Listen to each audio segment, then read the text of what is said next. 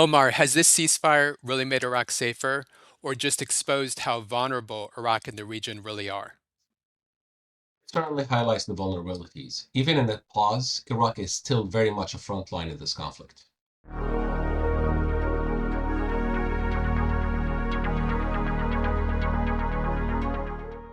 Welcome to your Iraq briefing on day 40 of the US Israeli war on Iran. I'm Erik Gustafson with Enabling Peace in Iraq Center, and I'm joined, as always, by my colleague Omar Al-Nidawi. How are you doing, Omar? I'm doing well, Eric. A little under the weather, but otherwise fine. All right. Well, finally, we have a pause. We can all breathe a little easier. We're now 40 days into the war on Iran, and while a fragile ceasefire is taking hold, Iraq remains very much in the cross currents of this conflict. While we are seeing a welcome de escalation of hostilities, many of the same pressures remain firmly in play. In many ways, the US Israeli war on Iran has brought Iraq's underlying vulnerabilities to the forefront. So today, Omar, I want to walk through some of what's changed over the past week since we last recorded and what this pause actually means for Iraq. So, to start things off, Omar, a welcome announcement also from the militias within Iraq that there's a 2 week pause. How significant is that, and what do you expect? Do you expect that to hold? Well, I think the first thing that this announcement shows is who's in charge. And it is definitely not the Iraqi government. The announcement came from the militias, from the umbrella group known as the Islamic Resistance in Iraq, and it mirrored the negotiating position of the Iranian regime, not of the Iraqi government. So that is, I think, the biggest vulnerability, structural vulnerability that Iraq has in its regional relations, that the decisions of war and peace are not firmly in the hands of the Iraqi government, despite all of its assertions to the contrary. The other important point to keep in mind is that this ceasefire is still more or less fragile, and there are conditions that are being raised, including, for example, the condition that Israel stops its attacks on Beirut, on Lebanon, and this is a front that is still hot. It's unstable. Israel has continued very much its attacks on Lebanon. Today, we saw actually some of the most fierce and violent strikes on the Lebanese capital, a lot of casualties, a lot of destruction. And it also shows how interconnected the different fronts in this war are and how difficult it is for Iraq to extricate itself from the conflict, even as the US and Iran have decided to pursue de-escalation. That additional parties can become spoilers in the situation. So yesterday there were exchanged attacks between the US and the militias. Today there is a declaration of truce, but we don't know what tomorrow will bring if these conditions are not met. Yeah, yeah. And you point to Lebanon. I mean, once again, just as the Iraqi state isn't firmly in control because of these Iran-backed militias within Iraq, the Lebanese state isn't in firm control because of Hezbollah. Absolutely. That is perhaps even as a tougher problem in Lebanon than it is in Iraq. Yeah, yeah. So we saw also very welcome news. We saw our friend, the journalist Shelley Kittleson, who was kidnapped most likely by Kateb Hezbollah. By all indications, you can speak to that as well. Was freed yesterday. What do we know about how that unfolded, and what does it tell us? Well, yeah, it's funny that Qatar Hezbollah doesn't say, doesn't claim responsibility for the kidnapping, but it claims responsibility for the release of the kidnapped journalist. So they definitely, all indications point that they were the people behind this abduction, this illegal abduction. What we know is that there was intervention or mediation by the Iraqi government, and that the deal involved some sort of prisoner swap, so to speak, that the freedom of the journalist of Shalik Wilson was exchanged for the release of certain members of the militia group who were apparently apprehended by authorities, by the Iraqi authorities, because they were involved in attacks on U.S. interests and on other targets in Iraq and beyond. So again, it on the positive side, it shows that the Iraqi government has taken some action to try and deter the militias from action, from illegal attacks on U.S. Uh, interests in Iraq and on Iraq's neighbors, but also highlights that there are limits, big limits to what the government can do, in that the militia's ability to operate freely elsewhere, throughout the country, makes it easy for them to find countermeasures to government policies. And in this case, it's complete street thuggery. They kidnap a foreign civilian and then trade her freedom for the release of their operatives. So that's the Yeah. situation we have here. Yeah, and I mean it's amazing. Like the just exercising that coercive power within the state illegally. And Yeah. of course they have seats in parliament as well, right? Right, like a police patrol is not going to mess with a bunch of Kataib Hezbollah guys on the street. A maybe a highly authorized and highly competent force of counterterrorism troops or intelligence would go after someone who fired rockets, but the average policeman on the street is not going to interfere if they see a Kataib Hezbollah or Asabah al-Haq guy doing something. That's the Yeah. reality about that. So in Basra, we saw just recently the storming of Kuwait's consulate after a deadly strike. What's driving that escalation? What's going on there? And who's involved? A case that really highlights how the fog of war can create misleading situations. Yesterday there was a an incident in which a rocket hit a house outside of Basra, killing three civilians at least, and maybe five, and completely destroying a small house. It's still not clear who fired that rocket. People in Basra appear to think that the missile, the rocket, came from the direction of Kuwait, and as such, they responded by storming the Kuwaiti consulate, um, basically accusing Kuwait of being responsible for the attack. The Iraqi government, uh, basically the foreign ministry, has condemned the storming of the consulate and any forms of attacks on diplomatic missions, and also condemned the rocket attack, which it said came from a neighboring country.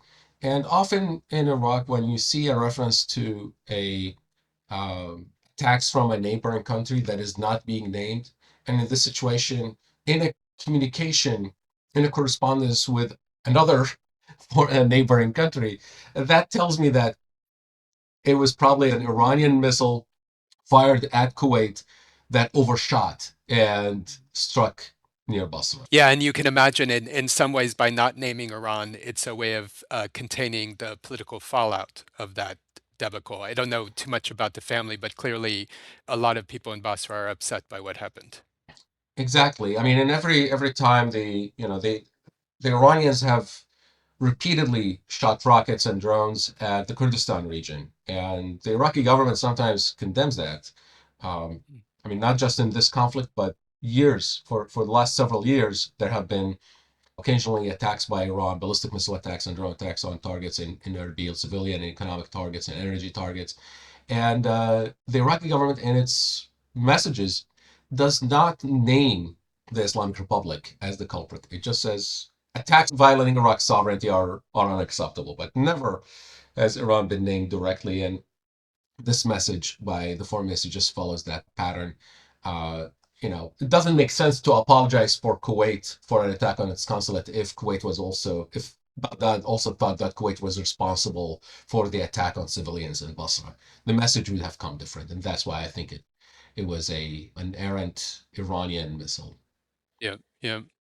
So now let's talk about one of the big changes that we've seen as a result of this war, as a result of the decision of the Trump administration to go to war, join Israel in this war. Uh, Now that Iran has agreed to reopen the Strait of Hormuz. What are the lessons learned? What have we learned as a result of this war? I think we have primarily learned that the Strait of Hormuz and shipping through this waterway is a lot more vulnerable than we have thought in the past, and many people have thought in the past or claimed to be in the past, and that it doesn't require physically blocking the entire waterway. All you need is to threaten a ship or two, hit a ship or two, and then that causes a ripple effects that cause ripple effects that will make traffic ground to a halt. And this is what we saw. It also shows that the impact is global. Doesn't really help if you are energy independent or not. The global market, the energy market is global, and the effects are going to be far-reaching. And it also shows, I think, that recovery from a supply shock like this can be complicated and can take time. So even actually before the truce was reached, Iran had offered Iraq an exemption from the blockage of Hormuz and said Iraqi oil can pass through the strait. But even then, it's difficult to simply ramp up operations because you have tankers that are full that are stranded in the strait. You need to get your get your contracts lined up and have people and the traders who have the empty tankers to come up and you know have the courage to actually make the passage to pick up that oil. And all of that is in a very uncertain situation where Iran says this reopening of the strait is only for 2 weeks and it's conditional on a number of things. So it's a very unattractive situation, I think, for anyone trying to do business. And but above all, I think we look back at the record of events, it shows that Iran had a strategic plan, had always had in strategic plans to set up the conditions that would allow it to maximize the weaponization of the strait. To give you an example, for more than a decade, the Iraqi government, the oil ministry, has been proposing to build a pipeline to export oil from Iraq's southern fields through the Jordanian port of Aqaba on the Red Sea. And this project has faced relentless, vehement opposition from Iran's allies in Iraq's parliament and on the political stage. They have raised all sorts of accusations that it's overpriced, that it allows Jordan to exploit Iraq's oil, that it involves unreasonable discounts, that the oil is going to reach Israel, all sorts of made up excuses to block the implementation of this project that would have allowed up to, I think, 2 million barrels of oil to reach Jordan and the ports of the Red Sea, bypassing the Strait of Hormuz. So for 10 years, there have been efforts to block that, which I think showcases Iran's deliberate and sustained effort to make sure that the stage is set for when the moment comes and it chooses to exercise the option to block the strait in order that the pain and the damage to global oil shipping is maximized. I think Yeah. that's probably the main lesson to learn here. Yeah, yeah. No, I mean it's not only exercising that power, coercive power through the militias, but also it's the political power, the influence over these political parties within parliament to get what it wants, that for Iran to And get what it wants in Iraq. and clearly at the expense of Iraq's economic interests Yeah. and at the expense of the livelihoods of millions of Iraqis who, if the strait is not reopened, will go without pay. Yeah, I mean, I just to add to, I think the lessons learned. I think it will be interesting. I mean, it's a provocative question, but to put it out there, the U.S. has often kind of served as a security guarantor, right, for the region. How has this war changed that equation? How GCC states view things? Were their interests in mind when the U.S. was escalating this war with Iran, for example? I mean, I think we talked about this more than once, and Yeah, it's I don't think it's a secret anymore. But this war was done with barely any planning or any consideration for the fallout from yeah, the initiation of hostilities. Nothing was thought out, let alone that the objectives and targets were not clear. But I don't think there was much consideration of what this would mean for this country or that country, or for uh, the future of security architecture in the Persian Gulf. This is way beyond, I think, the thinking capabilities of, and I don't want to sound, but this is way beyond, I think, the bandwidth that this administration is willing to give to any project of this yeah, magnitude. yeah, yeah. I heard someone say a strategic attention deficit disorder. It's That's been an issue. they should patent that. They should trademark that. One hopes that in this pause, there's now a full recognition of the limitations of military power in addressing this challenge, the challenge of Iran, that negotiations might actually be a far more effective pathway forward. But obviously, what is negotiated is going to be a challenge. And I'm sure that the GCC and other states in the region are deeply concerned. They want to see a settlement that doesn't necessarily place Iran as the oil hegemon over the region with the strait. Yeah, and that's the risk when you set out and do something without thinking about it. You might end up producing the exact opposite results or effects that you intended to achieve, and the risk is real. Yeah, Yeah, I mean, yes, Iran has suffered a lot of damage to its military, but could end up with more influence and power within the region than it entered this conflict with, yeah, thanks, and of now, course, to this poor planned operation. yeah, and if there's been regime change, it's not in a positive direction in Iran. So let's just we can close on a little bit of another positive note. Iraqi airspace, what's the status of that? Yeah, so after being closed for almost 40 days, Iraq's airspace will be reopened today, which is, I think, welcome news to a lot of people who need to travel. For the last 40 days, people have been making lengthy and dangerous treks through Jordan or Turkey in order to fly out of the region, and hopefully, by if the truce holds and the airspace remains open, people will be able to fly directly out of Baghdad airport or other airports in the country, and hopefully there will be no further attacks. And we know that a lot of the militia attacks have actually focused on the facilities around Baghdad airport. So we're hoping that the ceasefire holds and things return to a bit of normalcy. Yeah, absolutely. And of course, we've had friends that have had to make those long journeys to get back and forth. Conferences also that have been True. canceled as a result. So, as the dust settles, I think as an our organization will be looking at, I think, the public health and environmental costs of this conflict, the overall human toll, and how it's affecting things in Iraq, working with our civil society partners that address these challenges. So we'll be able to speak more about that soon. Also, for our viewers, I want to let everybody know we have a backgrounder that will be published soon that looks at how the Iran war has impacted stability within Iraq and what it shows in terms of those vulnerabilities that we've spoke to a little bit today. So you can get a full analysis on that.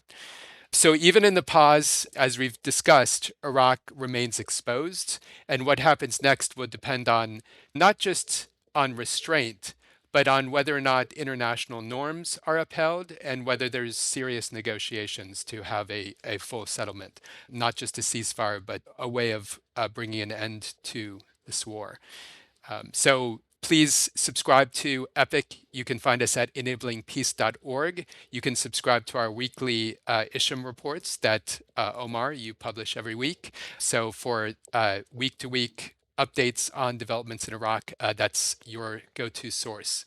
So thank you so much for joining us, and we'll be coming back to you again soon. Masalama. Masalama.